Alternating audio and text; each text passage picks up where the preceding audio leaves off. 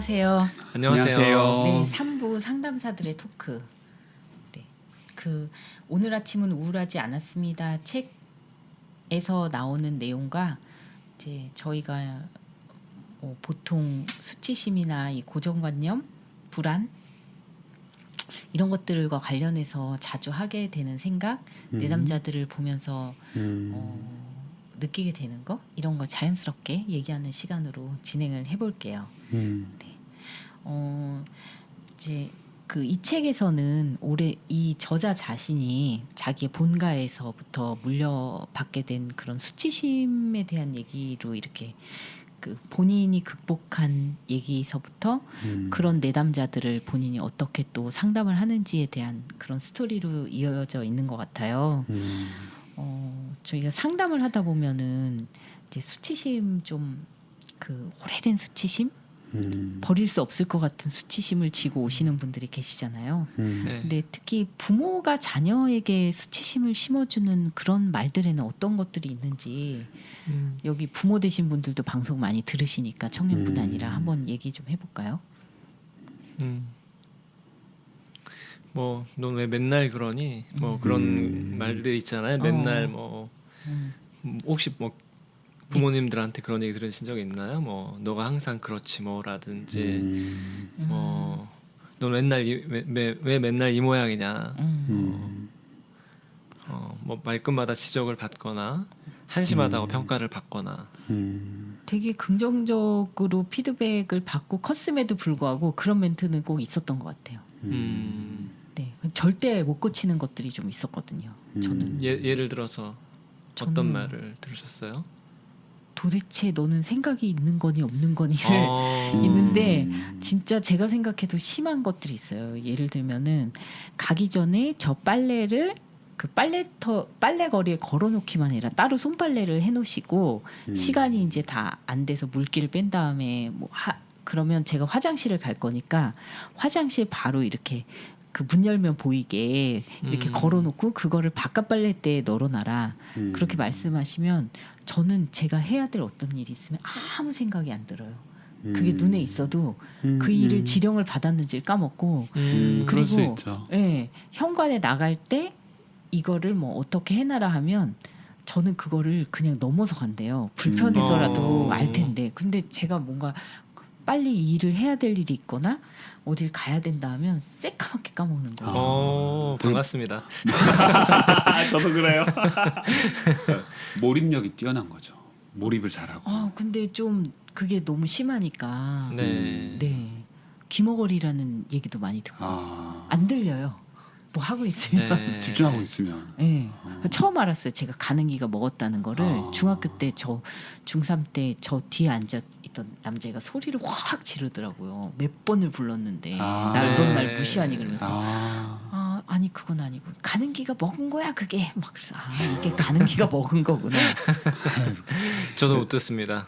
어떤 생각에 골몰이 생각을 네. 하고 있거나 아니면 다른 내가 뭔가 계획을 하고 있거나 집중하고 있을 때 그런 게 차단이 잘 되는 사람이 있잖아요. 몰입이 잘 되고 저도 뉴스나 이런 거 보면 다큐멘터리 보고도 같이 눈물 흘리는 경우 많고 항상 이제 애들이 저를 놀리는 건 뉴스 아나운서가 인사할 때 같이 인사해요. 그러니까 이 상황이 뉴스 상황인지 실제로 사람들과 만나서 인사하는 장면인지를 혼동되는 거예요. 근데 그만큼 누군가한테 몰입하는 방식이 실제로 상담에서는 감정을 캐치하거나 그 감정을 따라가거나 공감하는 데 되게 크게 도움이 되거든요. 그렇죠. 네. 사람 스타일이 아닐까요? 맞아요. 대인 관계에서 살짝 문제가 돼요. 부탁한 거 자꾸 까먹고 이러니까. 이게 이해를 못하는 사람들은 화를 내잖아요. 근데 남은 화를 내지만 부모님은 야단을 반복해서 치잖아요. 저희가 지금 셋이 주제가 수치심이라는 걸 잊었어요. 딴 데로 다시 돌아가서 또 부모님들이 많이 하는 얘기가 니까짓 게 뭘 하겠어. 그 얘기 많이 말씀하세요. 저는 경상도 아버지가 말이 아니라 제가 무슨 말을 하든 치 하면서 그냥 비웃는 거예요. 말씀도 없이. 그냥 굉장히 임팩트 있네요. 그러니까 그럼 내가 무슨 말 하도 이러면 어떨까요? 뭐 해주세요. 그런 무슨 말을 하거나 어떤 행동들에서 아유 뭐 정말 니까짓 게 뭐잖아요. 어. 이거를 그냥 비웃음 한 번으로 탁 하고 넘어가니까 짧고 굵고. 왜 이게 무슨 갑자기 어떤 좌절감이 네. 들어서 그래서 저 앞에서 지금도 사실 트라우마라기보다는 지금도 그게 다시 자극되는 얘기하다가 네. 그냥 제 얘기가 아유 참 친구들끼리 같잖아서 아이고 참 이렇게 할 수 있잖아요. 네. 그럼 기분이 확 상하는 경우. 그래서 저한테는 이게 내가 어떤 행동이 아니라 내가 뭘 하려 그래도 나를 비웃는다는 것들 그런 것 때문에 내 존재에 대한 스크래치를 주는 수치심으로 남아 있구나 이런 생각을 가끔 그렇죠. 합니다. 저는 그런 게 외모에 대한 지적이라서 맞아요. 저는 지금 예전보다 몸무게가 한 12kg 정도 쪘거든요. 와 찐게 이만큼이에요. 찐게 이 정도. 네, 제가 키가 180인데 몸무게가 한 57, 8. 와 그래서 허리살 현재? 아니 예전에 그래서 그때는 이제 되게 볼도 푹 들어가 보이고 이제 팔도 가늘고 막 이렇게 다리도 가늘고 깡말랐겠다. 깡말랐었는데 자꾸 어른들만이 아니라 만나는 사람마다 너는 왜 이렇게 말랐니? 좀 밥을 더 먹어야 되겠다 막 저한테만 아유. 밥을 막 2그릇씩 주고 막 배부른데도 막 더 주고 막 아유. 그러니까 굉장히 남자답지 못하다 이런 느낌을 받은 거죠. 또 저희 때는 유행이 고등학교 때 이 뭐죠? 이렇게 근육을 네, 만들어 근육 만들어가지고 뭐 이런 보디빌딩부 동아리 애들이 막 정말요? 기름 바르고 막 이렇게 진짜 무슨 운동하고 학교였어요? 이렇게 무슨 아니 학교? 모든 애들이 그러진 않았지만 반에 또 그런 애들이 이렇게 근육 어머. 만들려고 한때 유행이 이제 어. 그래서 이제 제가 그런 동아리도 있구나. 좀 약간 마초적인 매력을 중시하던 시대와 네. 서태지가 나와서 네. 이제 몸매가 그렇게 마초적이지 않아도 날씬한 이제 네. 그런 남성상이 이렇게 떠오르는 시대가 겹쳐 있었던 것 같아요. 그래서 이제 좀 제가 요즘 편하네요. 좀 이렇게 좀 말라도 괜찮잖아요. 요즘은 이렇게 아이돌들이 다 말라 있고 하니까. 맞아요. 양복도 막 되게 얄쌍하게 이렇게 아유. 입고. 네. 그렇죠. 근데 저희 시대에는 몸매가 정우성 같은 딱 이렇게 다 어깨 있고 그런 사람들 더 선호했기 때문에 그렇구나. 살이 있어야 되고 요새는 정우성 씨도 이렇게 네. 얄쌍한 느낌? 네. 살이 좀 빠졌나요? 네. 강철비 2 재밌다던데 또 딴 얘기다. 근데 보고 싶더라고요. 네. 여전히 멋있으시더라고요. 나이 50에. 네. 정말 대박이야. 그러셨구나. 네. 지금 되게 보기 좋으시고 제가 처음에 딱 뵀을 때 맨날 이제 카톡만 하다가 이렇게 안경 끼고 이렇게 나오셨을 때는 원래 막 그렇게 말랐었던 분이라기보다는 훈훈하시네 그런 인상이었거든요. 네. 제가 이렇게 요즘에 행복해져가지고 살이 좀 찐 건데 찐게 이 정도. 예, 찐게. 네. 행복해져가지고. 네. 아유. 근데 이게 지금 몸무게가 중요한 게 아니라 말랐다는 얘기를 들어서 문제인 것 같아요. 제 사촌 동생은 저랑 똑같은 키에 똑같은 몸무게였는데 그 친구 막 일부러 쫙 달라붙는 옷 입고 다녔거든요. 부끄러움이 없는 거예요. 왜냐하면 그 친구는 피팅 모델을 하니까 인기가 있고 신체적인 조건이 똑같은데 걔는 인기가 있고 저만 부끄러워하는 거죠. 그때 저는 구원을 받았어요. 이게 보는 사람의 기준마다 다를 수 있겠구나. 저 피팅 모델이 살찌면 큰일 나잖아요. 네, 걔는 뭐 할수 말라도 없지. 옷 잘 입고 다니고 잘생겨 보이고 마른 것도 다리 두께가 저랑 똑같은데 걔는 인기가 사촌끼리 있으니까. 다리 두께도 재고 그랬나 봐요. 그러니까 서 있으면 보이니까요. 네. 저는 줄자대고 제신 줄 알았어. 둘이 앉아가지고 네. 어떻게 그러니까 하지? 걔도 머리도 크고 머리 작지도 않고 똑같이 머리 사이즈 똑같고 몸이 완전히 이것도 똑같았거든요. 머리 네. 둘레도 재셨나?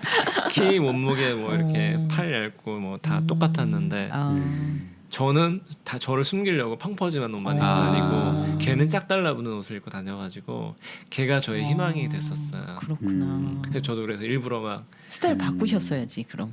짝 달라붙는 바지 입어보고 요즘은 그렇게 입고 다니는데 말랐다고 해도 좀 사랑스럽게 생각이 된 게 그때부터였는데 그 수치심의 영향이 그때 한 20 몇 살까지는 아무 여자도 나를 좋아하지 않을 것 같고 이제 위축 많이 됐었죠. 그렇구나. 맞아요. 진짜 청소년기 때 저도 인기가 정말 1도 없는 사람이었는데 그게 되게 반복되니까 네. 그리고 내가 친절하게 대하든 이런 거 상관없이 연애는 다 다른 사람이랑 하니까 그래서 좌절 경험들을 하게 되니까 이게 자체가 뭐 그때는 뭐 성형이라든지 이런 고민들을 하거나 뭐 옷을 잘 입거나 그런 걸 생각할 수 있는 머리가 없었어요. 그리고 또 시골에 살기도 했고 그냥 계속 부정적으로 외모 때문에 내가 뭔가 손해를 보고 외모 때문에 관심을 못 받고 다른 거에 열심히 해도 결국 외모로 밀리고 이런 경험들이 저한테 되게 자신감을 떨어뜨리게 하더라고요. 그거는 진짜 얼어붙는 마음이 얼어붙는 영혼이 얼어붙는. 네, 맞아요. 외모는 감추면 이상한 거잖아요. 드러내고 네. 소통할 할 수밖에 없는 자리들이 있는데 그 외모에서부터 자신이 없으니까 그 이후에 일어나는 모든 상호작용에도 사실은 한번 위축된 상태에서 시작하게 되는 그렇죠. 그런 경험들을 좀 한 것 같아요. 남들 앞에 설 때 너무 불편하니까 그 수치심이라는 거는 남들 앞에 설 때 아예 시작 출발선부터가 다 지고 들어가는 거니까. 이렇게 외모에 대한 게 중요한데 어른들이 너무 생각 없이 아우 너 너무 말랐다 해 살 좀 쪄라 뭐 아우 머리가 그게 뭐니 뭐 이런 말을 진짜 생각 없이 하시면 안 될 것 같아요. 네. 어떤 청소년들한테 너무 치명적인데 아유, 그럼요. 예. 그냥 이쁘고 멋있다고는 못할 망정. 어쨌든 180까지 키를 키워놓은 거고 살이야 어떻게 하면 되는데 얼마나 그냥 어떻게 보면 되게 멋있게 잘 컸는데 그런 거에 대한 피드백보단 아유 말라서 어떡하니 뭐 네. 60kg는 되니 막 이러면 맞아요. 그리고 어떻게 보면 좀 반대로 아이들이 저도 이제 초등학교 6학년짜리 딸이 있는데 또래보다 많이 작아요. 근데 작은 것은 사실 늘 부모들이 뭘 먹어야 된다, 일찍 자야 된다 이런 식으로 작은 이유를 사실 유전적인 이유가 상당히 큰데 그렇죠. 그 아이의 생활 습관에서 계속 끄집어내서 네. 더 잘 먹이려고 하는 건 알겠는데 요즘에는 그 너 굉장히- 핸드폰 봐서 키 안 커 이렇게까지 아, 진짜요? 얘기하시죠. 예, 엄마들이 너 핸드폰 때문이야. 그런가?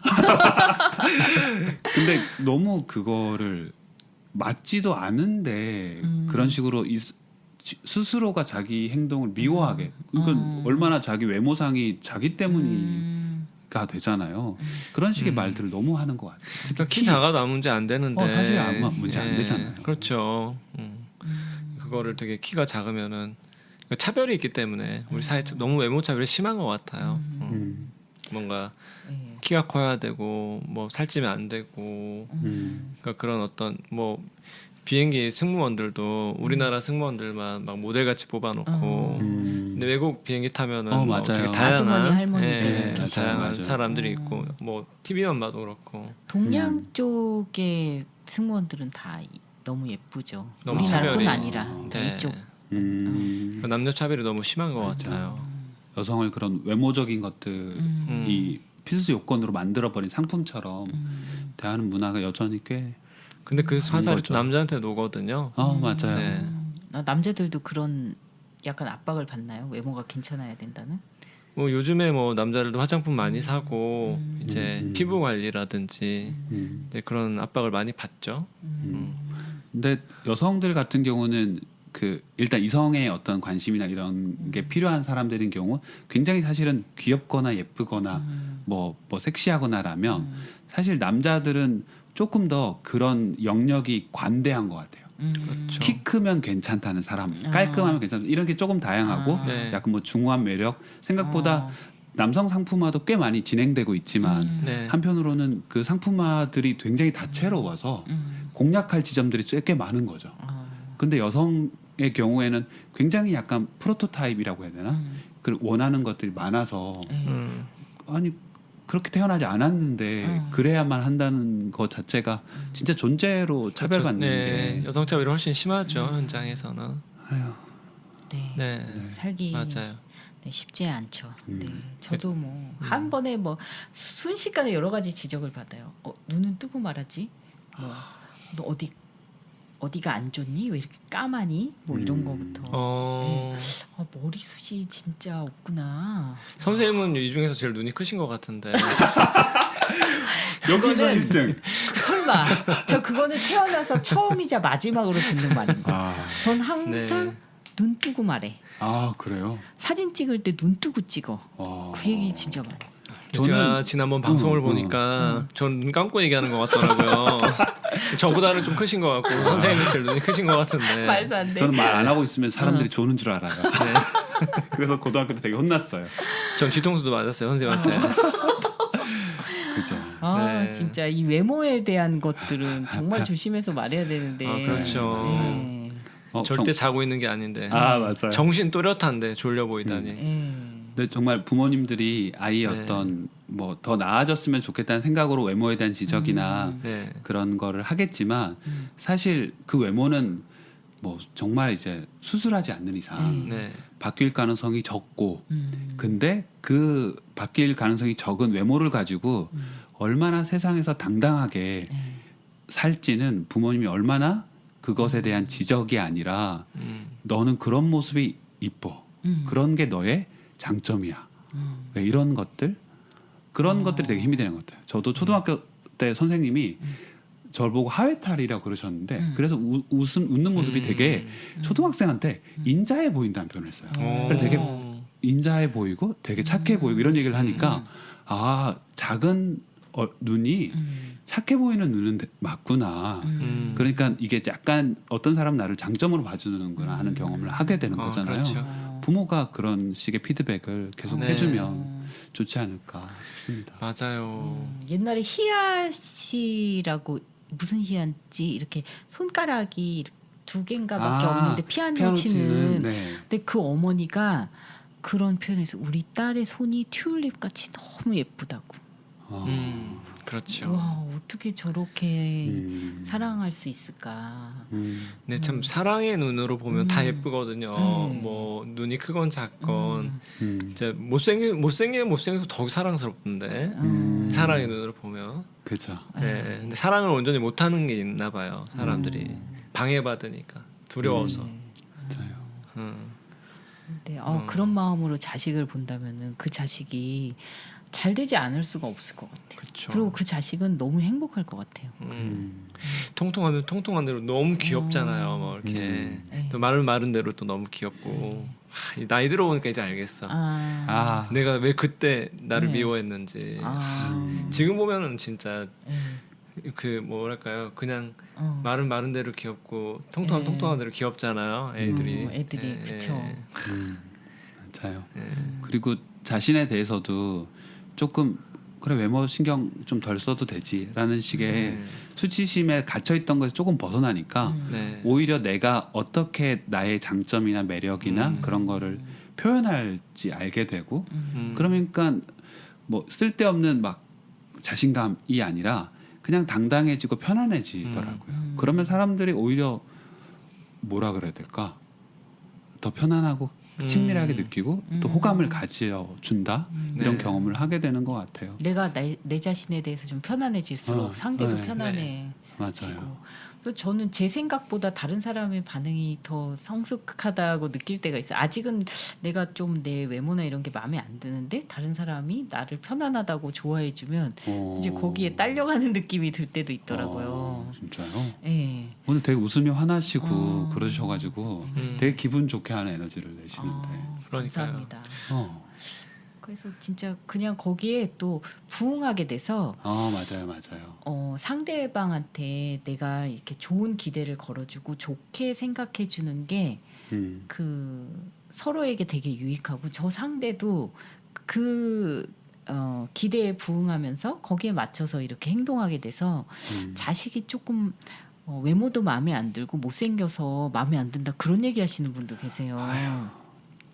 근데 그래서 이제 얘는 이제 외모로는 끝났어 나가리야 뭐 이렇게 생각하시는 분들도 계시는데 다시 사랑의 눈으로 바라보면 얘가 사랑스럽고 내가 사랑스럽게 생각을 하면 얘가 사랑스러운 행동을 해서 그런 아이가 되고 밖에 나가서 그런 또 사랑을 끌어오는 사람으로 살게 되는 것 같고 엄마가 마음에 안 들어하는 애는 확실히 티가 나요. 이렇게 사랑받을 줄 몰라 하고 그리고 상대방의 이 피드백에 대해서 되게 예민해지고 좋지 않은 얘기를 할 것 같아서 자기가 움츠려들거나 오히려 오버해서 행동해가지고 나한테 아무 말도 못하게 만든다거나. 그래서 좀 아유, 안타깝네요. 네, 저도 지금 웃음이 좋으시고 그래서 좋은 에너지를 준다 그러니까 내가 계속 그런 모드로 나가야지. 이쁜 척하는 것보단 이게 낫겠어. 뭐 이런 생각이 들고 계속 내가 그렇게 잘 웃었나? 그러면서 그렇게 행동을 하게 되는 것 같아요. 전 초등학교 때 그 초등학교 선생님들이 너는 성격이 참 좋아. 그래서 깜짝 놀랐어요. 성격이란 게 좋을 수가 있나? 사실 성격은 성격인데 제가 어린 나이에도 이 말은 되게 모순이 된다는 생각이 들면서도 내가 그런 사람이구나.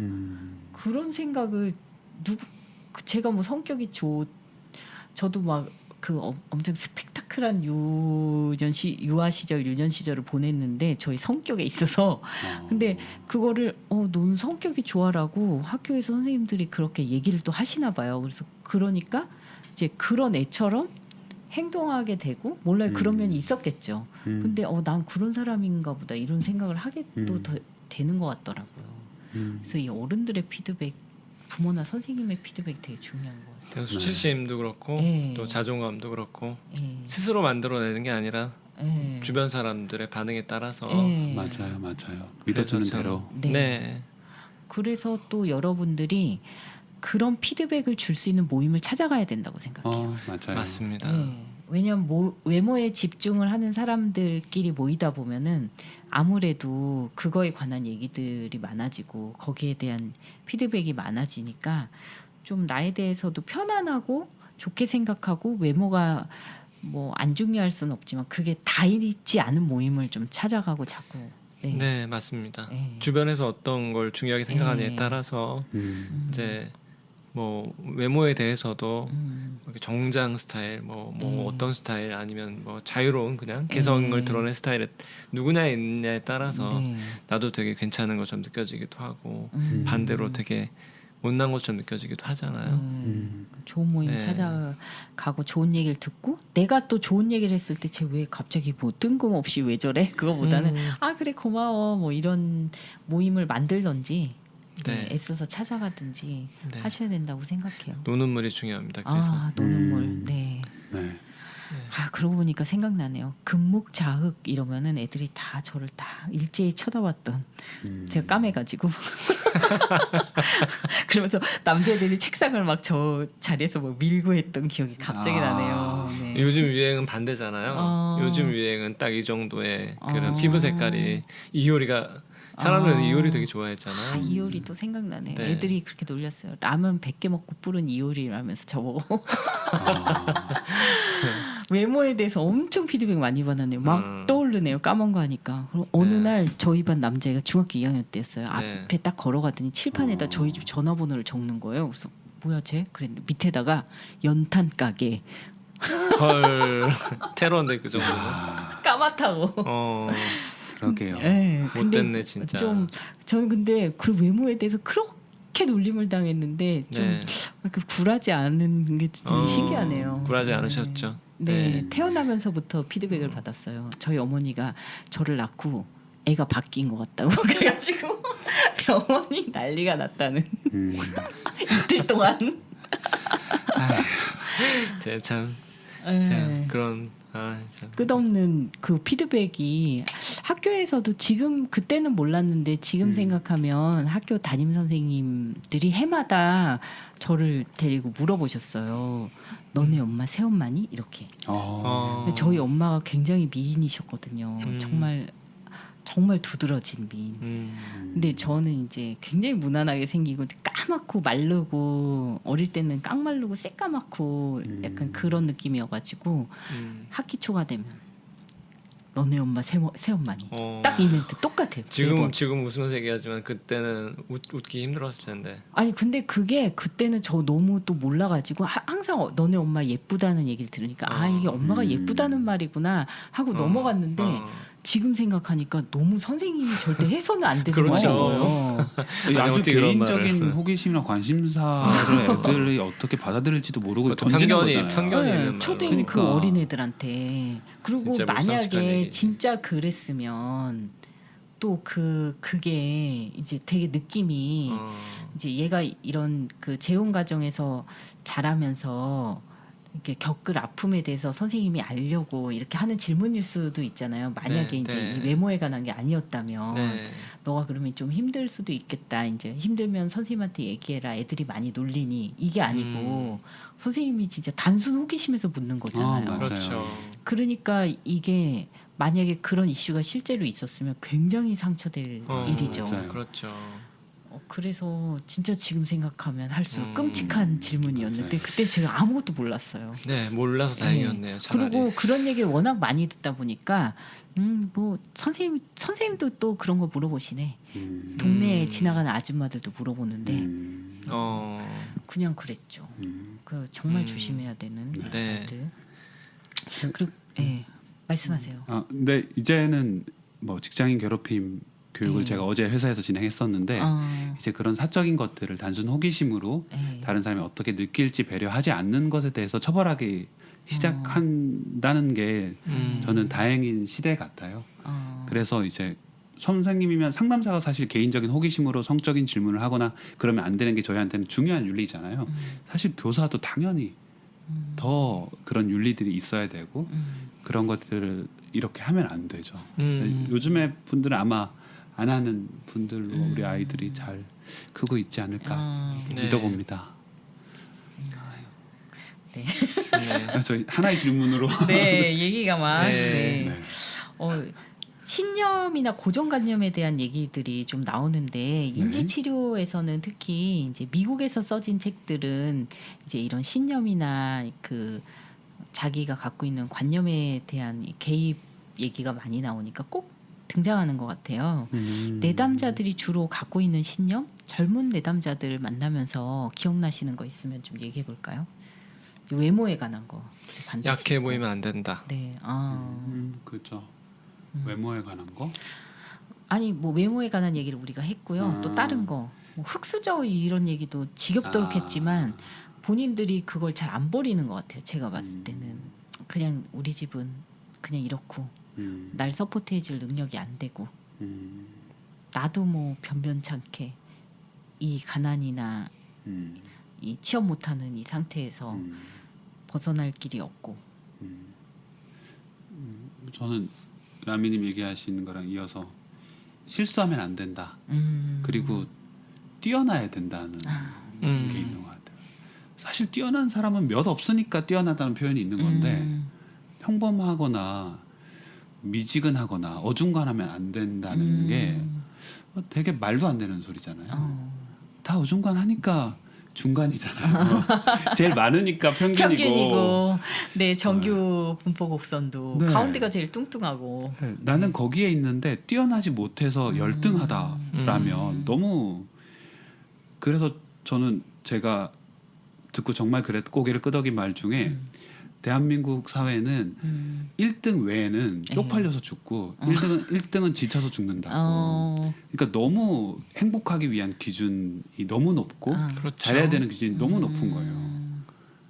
저번 시간에 무조건 서울대 가야 된다는 이야기도 나왔었는데. 그렇죠. 네, 맞아요. 그 얘기 뭐 진짜 계속 들어요. 그러니까 엄마들은 우리 애는 어떻게든 서울대를 보내고 싶다. 그리고 내 남자 중에 어떻게든 서울대 남자를 만나고 싶다. 거의 한 주도 안 걸리고 듣는 것 같은데 서울대 얘기를. 답답해진다. 네. 근데 정말 그 실제 그 서울대에 들어가야 되거나 혹은 서울대 사람을 만나야 된다고 하는 분들은 서울대를 나와서 어떤 것들에 대한 것들을 사실 실제로 경험한 사람들이 아니잖아요. 근데 정말 무분별하게 정말 세뇌 교육처럼 학습이 세뇌죠. 된 상태니까 그런 얘기를 자연스럽게 하는 거잖아요. 네. 근데 정말 끔찍한 일인 것 같아요. 네. 세뇌가 너무 무서운 것 같아요. 가면 좋긴 한데 그걸 뭐 갈 사람이 가면 되는데 그 마음을 사실 부모로서 내려놓기도 쉽지는 않지만 이제 그것 때문에 또 내가 아이에 대해서 볼 수 있는 고유한 장점이나 되게 이쁜 부분을 못 보고 이제 마음이 다급하잖아요. 이 시간에 뭐 공부를 시켜야 될지 학원을 보내야 되는데 얘랑 이러고 있으면 안 될 것 같고 이제 이런 것들이 저는 참 안타깝게 느껴지더라고요. 얘가 정말 얘만의 잘하는 것들, 얘만의 귀여운 모습들이 있는데 서울대 가려면 저렇게 뭐 여유 있는 성격이어서는 안 돼. 그렇죠. 이런 거. 그래서 여유 있는 성격을 아이가 가진 거는 참 이 시대에 굉장히 귀한 건데 그게 네. 하나도 귀하게 생각이 안 되는 그렇죠. 거죠. 느리고 이런 네. 게 되게 좋은 건데 예. 막 재빠르지 못하다고 혼내면 다치잖아요. 저렇게 숙제를 못 챙기면 수행 평가 못 받을 텐데 중학교 네. 가서 맞아요. 이런 거. 안 해야지 건강한 건데 숙제를 안 하고 느려야지 인간이 참 세계를 구하는 큰 사람이 될 수 큰 있나요? 사람이 되는데 또 야무진 사람은 야무진 사람이 할 네. 몫이 있고 그렇죠. 또 여유 있는 사람은 여유 있는 사람이 할 몫이 네. 있는데 이제 마음이 막 급해지는 거죠. 네. 그래서 불화하게 되고 지적하니까 막 애들 듣기 싫어져서 막 엄마가 맞아요. 싫고 이런 건 좀 안타까운 것 같아요. 이런 도시 문명의 사회에서는 열심히 살수록 환경 파괴를 많이 합니다. 네. 아, 네, 대부분 그래요. 그러네요. 그렇죠. 대부분 나쁜 일에 부역하게 되지. 아니 네. 그리고 시간이 급하니까 그 자원들을 많이 동원하게 돼요. 네, 맞아요. 손으로 조금 해서 씻을 수 있는 거를 비닐봉투를 몇 맞아요. 개를 쓰게 된다거나 맞아요. 무슨 전기 도구도 되게 네. 많이. 저는 진짜 가전 도구를 엄청나게 쓰는 사람으로서 이때 죄책감을 느끼는데 그렇게 되더라고요. 이 빠른 시간에 부응하려면 사람을 손을 한번 덜 가기 위한 어떤 것들을 쓰고 물자를 막 쓰게 되고 네. 종이도 좀 덜 쓰고 이걸 보면서 할 수 있는데 프린트를 막 해가지고 본다거나 이런 것들. 맞아요. 예. 그게 좀 더 집중이 잘 되고 예. 익숙하니까 효율성을 따지려면 예. 사실 여러 가지들을 포기해야 되는데 그것들 중에 하나가 좀 아낀다든지 여유라든지 그런 게 있는 것 같고요.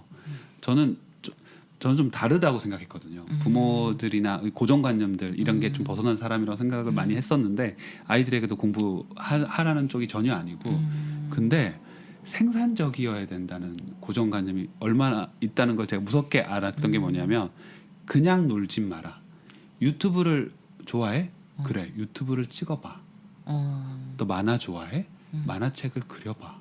이런 식으로 너의 것들을 위해서 뭔가 플러스 알파라는 생산적이 되어야 된다는 이 산업 시대에 태어난 그런 것들을 아이들에게 강요하고 있더라고요. 놀이도 그냥 놀이를 하면 안 되고 뭔가 배우는 걸 해야 돼. 맞아 이런 거죠. 또 상담사 노래 배우는 거 되게 좋아하잖아요.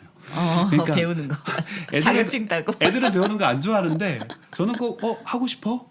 그러면 음악 하고 싶으니까 그래 너 보컬 학원 가볼래? 이런 식으로 하게 되는 거죠. 아유 이것도 다 병이에요. 아직 애들이 없어가지고 저도 그럴 가능성이 있는데 저 욕망을 실현하고 싶은 그런 나도 모르게 불타는 그런 게 저도 있습니다. 네. 아니요 걱정 마세요. 네. 왜요? 그대로 안 될 테니까. 그 뭐지 저는 되게 애들한테 되게 만만한 아빠거든요. 네. 라미님은 아마 애들이 되게 한심하게 여길 수도 있어요. 아빠 그렇게 살면 큰일 나 이런 거. 네. 애들이 아빠를 챙겨주면서 오히려. 요즘 애들이 정말 밖에서 받는 압박이 되게 심해요. 저희 애들도 되게 느긋한 큰 애도 제가 야 그렇게 공부하지 마 지쳐. 또 공부하고 싶어 해도 고등학교 대학교 요즘에는 30, 40대도 계속 공부해. 그러면 아빠는 제 인생이 망했으면 좋겠어요. 이렇게 물어요. 근데 이런 좀 여유 있게 살라는 얘기를 시대에 맞지 않는다고 벌써 지각하더라고요. 왜냐면 현실이 너무 빡세니까요. 네. 슬픈 일입니다. 아 진짜 안타까워요. 참. 네, 그럼에도 불구하고 애들이 나름대로 제가 저래서 뭘 할 수 있을까 싶어도 나름대로 그 사는 방식들을 터득해서 또 살더라고요. 그럼요. 걱정은 부모가 걱정하고 불안해하는 거지. 또 그런 부분도 있는데 못 믿는 거죠 자식을 잘. 그럼 나 자신도 못 믿고 내가 좋은 엄마거나 좋은 아빠라는 믿음이 없다 보니까 애들을 닭달질하면 훨씬 나아질까 싶어서 내 불안에 못 이겨서 그럴 때도 있는 것 같아요. 마지막 질문으로 좋은 기분을 끌어당겨오는 나만의 방법이 있는지 여쭤보고 싶었어요. 왠지 두 분은 좀 그런 노하우를 갖고 계실 것 같아서. 저는 예전에 이혼했을 때 네. 바이올린을 배우기 시작했거든요. 그리고 리코더를 배우기 시작했고. 그때 배우셨구나. 네. 일단 생각이 사라지면 편해지고 편해지면 그 다음에 뭔가 기분이 좋아질 일도 생기겠죠. 전 주로 악기를 통해서 지금 노래도 노래할 때, 배우시고. 네. 맞아요. 네. 뭐 정말 배우는 게 간단한 악기일수록 그걸 가지고 놀면서 다른 생각을 잊게 하고 그리고 음악이 주는 약간 힐링하는 느낌, 그리고 내가 좋아하는 걸 내가 연주하면서 하는 느낌, 그런 게 좋아서 저도 우쿨렐레를 치거나 그런 거 좋아하는 편이고요. 다음번에 해주시면 안 돼요? 안 돼요. 손 놓은 지 너무 오래됐고. 더 좋아. 안 돼. 못할수록 더 좋아. 안 돼. 소리 지릅니다. 네. 무서워. 근데 저는 조금 그거에 더해서는 제가 기분 좋을 곳으로 저를 데려가요. 저는 그게 동네 책방이기도 하고 도서관이기도 하고 이런 식으로 가서 제가 기분 좋을 곳에 가서 뭐 적당하게 돈도 쓰고 적당하게 편안한 얘기를 하고 나보다 더 느긋하게 혹은 또 생각 없이 사는 동물들도 보고 그러면서 그 나른함에 좀 같이 머물러 있다가 다시 돌아오는 거죠. 좋다. 좋다. 테슬라를 딱 끌고 가서 그 앞에 파킹을 딱 하고 책을 보고 테슬라를 타고 딱 돌아오시나요? 저 테슬라에 꽂혀가지고. 그러니까 갑자기 또 차 얘기로 걸어갑니다. 네. 동네 책방이잖아요. 동네 책방. 동네 책방 매력 있다. 진짜 동네 책방. 그 책 냄새. 전 헌책방을 굉장히 좋아했는데 진짜 동네에 헌책방 지도를 그릴 수 있을 정도로 헌책방을 엄청 돌아다녔는데 요새는 다 없어졌잖아요. 생각보다 그 자기가 사는 땡땡동 동네 책방 검색해 보시면 동네 책방이 되게 많아요. 생각보다 많아요. 송파구에도 2개, 제가 아는 곳만 2개가 있고 그리고 그곳에는 되게 교보문고 이런 데와는 다른 되게 이것도 책이야? 이런 것도 책이야? 하는 책들이 너무 많아요. 독립서점 이런 거 같은 독립 느낌인가? 출판물을 다루는 건데 생각보다 우리가 바쁜 세상에 맨날 두꺼운 책 무슨 유발 하라리 무슨 이런 책들을 읽어대면 그것도 힘들잖아요. 때로는 지치잖아요. 근데 정말 끄적끄적 나도 그릴 수 있겠다 하는 이건 뭐야 일기냐 하는 그런 부담 없고 짧은 책들이 나를 굉장히 힐링시켜줘요. 그렇죠. 그리고 창작자와 이 독자의 거리가 굉장히 좁기 때문에 나도 해볼 수 있겠는데 라는 작은 취미 활동을 발견하기도 하거든요. 해보고 싶다. 그리고 독립책방을 해서 돈을 얼마나 벌겠어요. 적게 버는 분이 훨씬 많거든요. 근데 적게 벌고 행복하게 사는 사람들을 만날 수 있어요. 그래서 다른 삶을 살아도 잘 사는 사람들이 있네? 이 경험이 저는 너무 중요한 것 같아요. 그러니까 이게 좀 우리가 좋은 모델이 없잖아요. 주변에 보면. 근데 그런 데 가면은 뭔가 남들과 다르게 살고 뛰어나지 않아도 되고 어설퍼도 즐겁게 살고 있고 우리가 어중간하면 어중간하게 사라지잖아요. 그렇죠. 네. 그렇게 없으면 또 사라집니다. 없는 대로도 잘 살잖아요. 그게 돈이 됐든 뭐가 됐든. 그런 친구들을 독립서점에 가면은 많이 만날 수 있어요. 그래요? 생각보다 많아요. 청년분들이 대학, 직장 하지만 대학도 안 나오고 혹은 대학도 뭐 이름 모를 곳에 나오고 그리고 전공도 살리지 않아도 그렇게 독립 책방에서 책도 만들고 여러 가지 활동도 하고 여러 가지 판매자가 되기도 하고 하면서 사는 청년들이 많아요. 근데 취업 스터디만 가고 노량진만 있고 회사만 다니는 사람들은 그런 세계가 있다는 걸 경험하지 못하잖아요. 그렇죠. 새로운 세상인데. 훨씬 더 어떻게 보면 더 평화로운 세상이라고 할까요? 우리한테는 조금 더 경쟁이나 이런 전쟁 같은 우리가 막 뭐 회사는 전쟁터다 하지만 밖은 지옥이야 이게 아니라 약간 휴전 지역 같은 평화로운 지점들이 많거든요. 저는 그게 제 찾은 게 도서관이었다가 독립책방인 거고요. 사실 그런 숨겨진 공간들이 많은 것 같아요.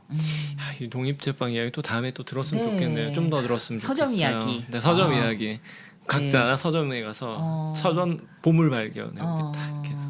한번 좋죠. 컨셉 네. 정해서 좋네요. 이 상담사들의 일상 되게 매력적이라는 생각이 듭니다. 네. 특히 두 분이 그 일상을 충실히 사는 분이고 이제 뭔가 이 세상적인 경쟁을 좀 포기하고